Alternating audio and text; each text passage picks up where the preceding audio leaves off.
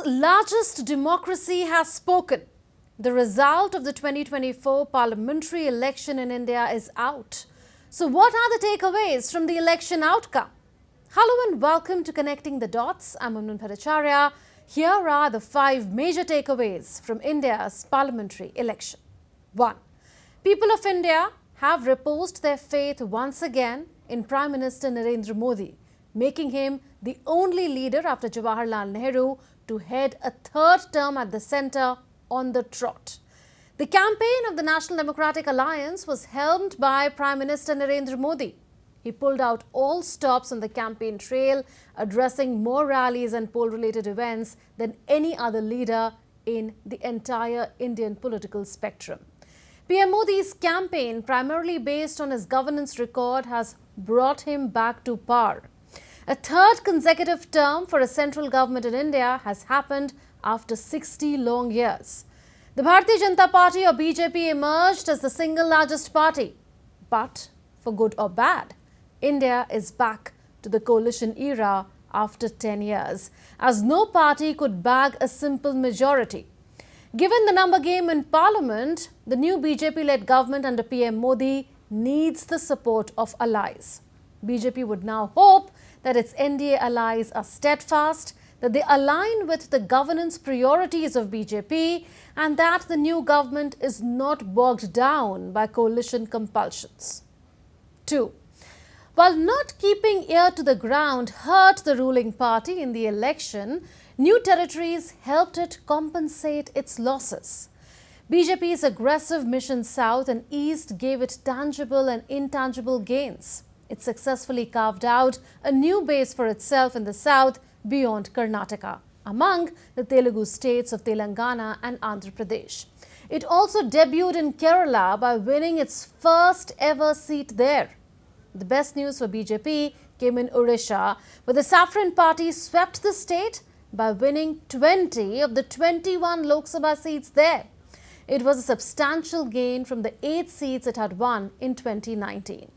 The ruling BJD could not even open its account. What's worse for it, Chief Minister Naveen Patnaik was voted out after 5 consecutive terms.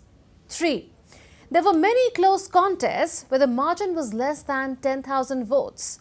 One of the most exciting results was in Mumbai Northwest in the western Indian state of Maharashtra, where the Shiv Sena Uddhav Balasaheb Thackeray candidate was declared to have won by 1 vote, before Ravindra Vaikar of Eknath Shinde's Shiv Sena clinched it with 48 votes.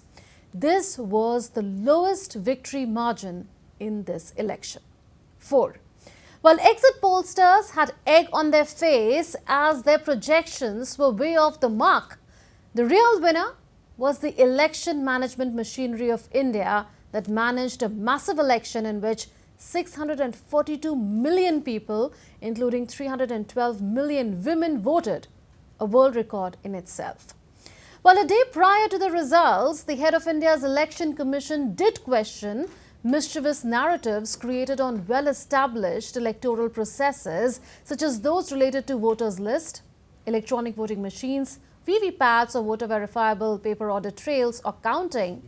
In what was a victory of India's democracy, no questions were raised on manipulation of electronic voting machines after the results. So there was a unanimous acceptance of the election outcome. This was unlike the trend seen in certain previous elections when the losing side questioned the fairness of the electoral process, including the handling of the electronic voting machines. As for exit polls, it was not the first time they went awry. In 2004, exit polls had predicted a majority for the incumbent NDA government led by the then Prime Minister Atal Bihari Vajpayee, but the coalition ended up getting fewer seats than the Congress-led UPA. Such surveys also went haywire in several assembly polls in Bihar, Uttar Pradesh and elsewhere. The mismatch could have been for various reasons, such as exit polls don't deliver when the contest is close, or because people polled could have misreported their choice, because in exit polls, voters are asked about the political choice after they have voted. 5. So what happens next? Well, the challenge for PM Modi will now be to consult, coordinate and share power with smaller regional parties while still pursuing his ambitions of transforming India economically and making it a leading power in world politics. A key test will be the degree to which his government can ensure that national priorities and national interests prevail over parochial interests.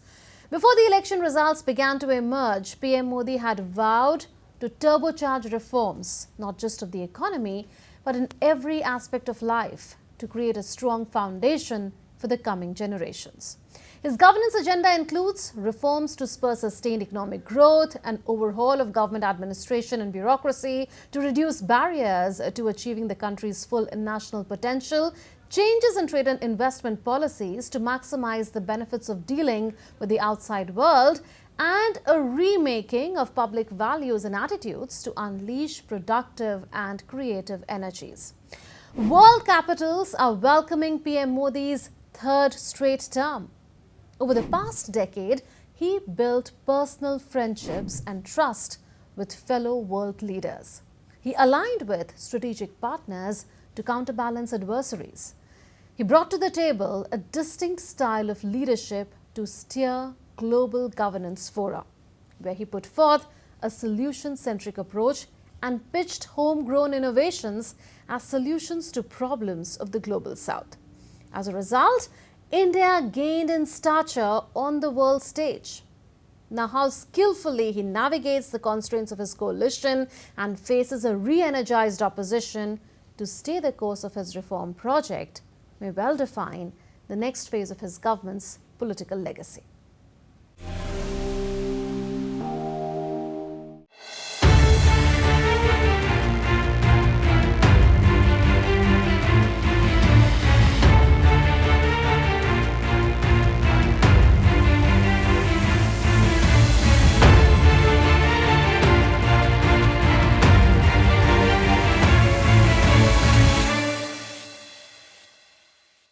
Imagine a country exchanging gifts with another. What could it be? Sweets, souvenirs, or mementos? But guess what North Korea may have sent to South Korea? Trash, that too in balloons. Yes, you heard it right. Tensions are rising once again on the Korean peninsula. North Korea began a trash balloon campaign against its arch-rival South Korea. Hundreds of balloons flew across South Korea and dropped cigarette butts, scraps of cloth, waste paper, and even manure on towns and cities. Pyongyang says its balloons were gifts of sincerity, quote-unquote, for South Koreans. North Korea also attempted to jam GPS systems in South Korea. The South Korean government quickly sprang into action.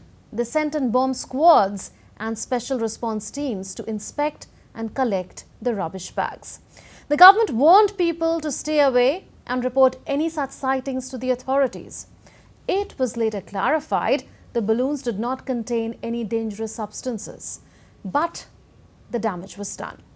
The South Korean government suspended the 2018 inter-Korean military deal. This means South Korea can now resume large-scale military exercises near the border and also broadcast propaganda messages including K-pop music and news from loudspeakers along the border. Our government has decided to suspend the entirety of the September 19 military agreement, following the resolution of the cabinet meeting and the president's approval. This suspension will remain in effect until mutual trust between the North and the South is restored. The 2018 agreement was struck during a brief thaw in relations between Kim Jong-un and then liberal South Korean President Moon Jae-in. Under the deal, both countries agreed to halt propaganda broadcasts and military drills near the border. But tensions rose again in November when South Korea responded to North Korea's launch of a spy satellite by partially suspending the agreement and resuming aerial surveillance. North Korea then pulled out of the deal, deployed troops and weapons to previously dismantled guard posts. Things have been tense ever since.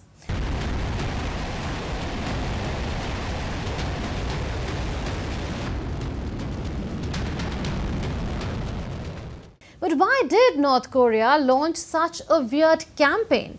North Korea claims it is retaliation for South Korean activists sending balloons with leaflets and K-pop content across the border.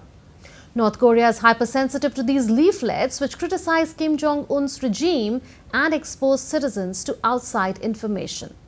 The leaflets have been a thorn in North Korea's side since the country's founding in 1948.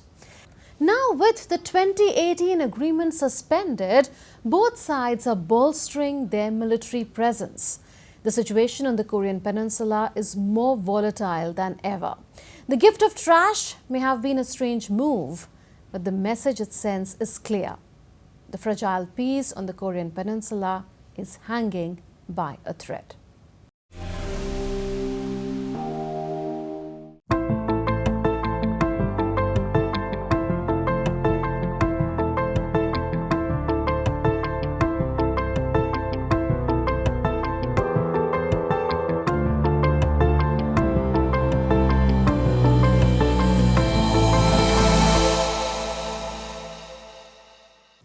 These puddles of water are nothing less than oases for these birds.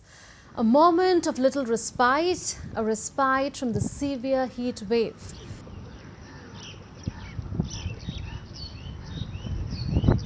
New Delhi has been on red alert for a heat wave over the past few days. The city's maximum temperatures at certain locations even went beyond 50 degrees Celsius. A never-seen-before experience for India's capital. The situation is quite similar in several other parts of the country. Much of Pakistan is reeling under severe heat wave too. Temperatures crossed 52 degrees Celsius in the southern province of Sindh. People are surviving on ice, watermelon and anything cold they find.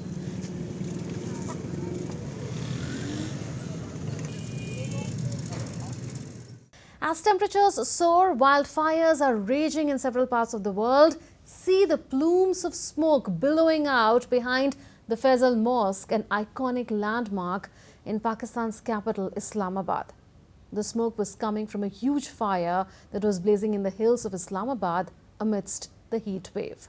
And it's not just Asia. The picture is quite similar in other parts of the world.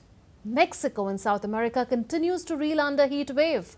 The visuals you see on the screen is of a dam in Guanajuato. Dam, but no water.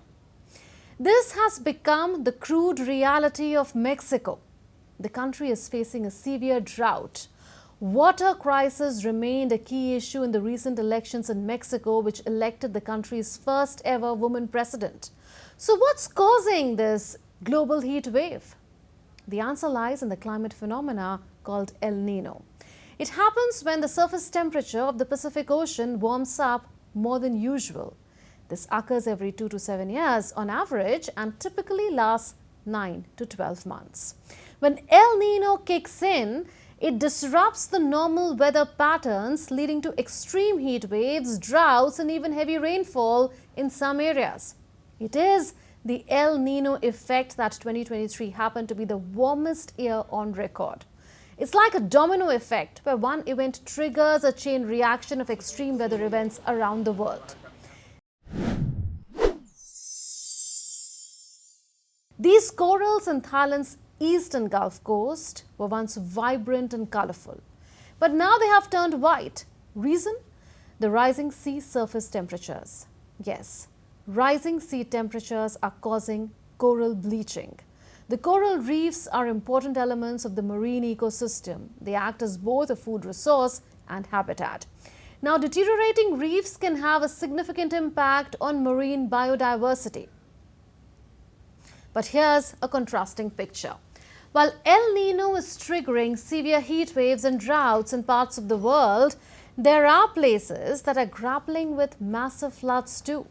Look how massive floods devastated southern Brazil. Hundreds of people were killed and thousands displaced. Heavy rains lashed Sri Lanka, causing landslides and flash floods. Several people were killed.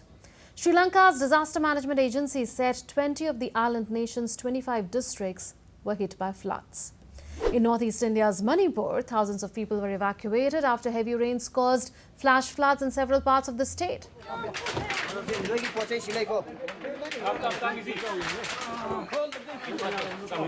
Even in other parts of the world, such as in southern Germany, flash floods have taken a toll on life. German Chancellor Olaf Scholz visited the affected areas, and this is what he says. We are very clear that this here is not just one occurrence, as they have been happening for centuries, but that there are now repeatedly cases where we are fighting catastrophes, especially floods. This is the fourth time this year I am visiting such an area, and it's an indication of what is going on. So we must not neglect the task of halting man-made climate change. Now, the latest forecast from the World Meteorological Organization says El Nino is showing signs of ending, and there is a possibility of a swing back to La Nina conditions later this year. So what is La Nina? La Nina is a natural climate phenomena. It is characterized by cooler than average sea surface temperatures in the Pacific Ocean near the equator. So it generates the opposite effects of El Nino on global weather. And how will La Nina impact the global weather?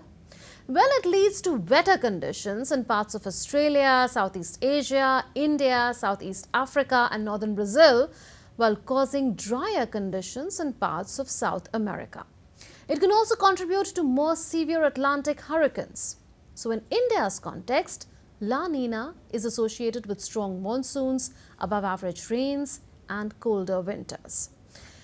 The World Meteorological Organization said La Nina will not lead to any major drop in land surface or sea surface temperatures in the next few months. This means there isn't any immediate relief on the way. The UN weather body warns that the end of El Nino doesn't mean climate change is taking a break. The heat-trapping greenhouse gases will continue to push temperatures up. According to the International Energy Agency, methane is responsible for around 30% of the rise in global temperatures. Scientists have attributed the extreme global weather events to human-induced climate change. These extreme weather events are a wake-up call. Let's turn down the heat and climate change before it boils over. Well, that's all in this edition of Connecting the Dots. We'll see you next week with more raging issues. This is Munman Bhattacharya signing off. Goodbye for now from all of us in the Delhi newsroom. Take care and stay safe.